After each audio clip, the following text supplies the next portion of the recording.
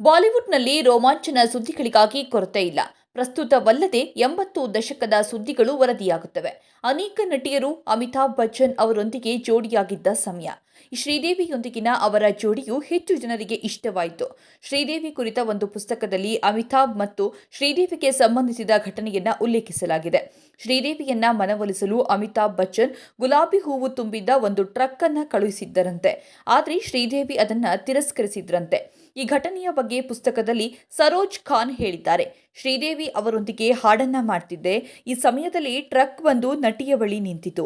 ಇಡೀ ಕ್ಯಾರಿಯರ್ ಅವಳ ಕಡೆಗೆ ವಾಲಿತು ಮತ್ತು ಅವಳ ಮೇಲೆ ಗುಲಾಬಿ ಹೂವಿನ ಮಳೆಯಾಯಿತು. ನಾನು ಏನಾಯಿತು ಎಂದು ನೋಡಿ ಆಶ್ಚರ್ಯಗೊಂಡೆ. ಆದರೆ ಅದು ಶ್ರೀದೇವಿಯ ಮೇಲೆ ಯಾವುದೇ ವಿಶೇಷ ಪರಿಣಾಮ ಬೀರಲಿಲ್ಲ ಎಂದಿದ್ದಾರೆ. ಈ ಜೋಡಿಯ ಖುದಾಗವ ಚಿತ್ರ ಇಂದಿಗೂ ಎಲ್ಲರ ಮನಗೆಲ್ಲುತ್ತದೆ.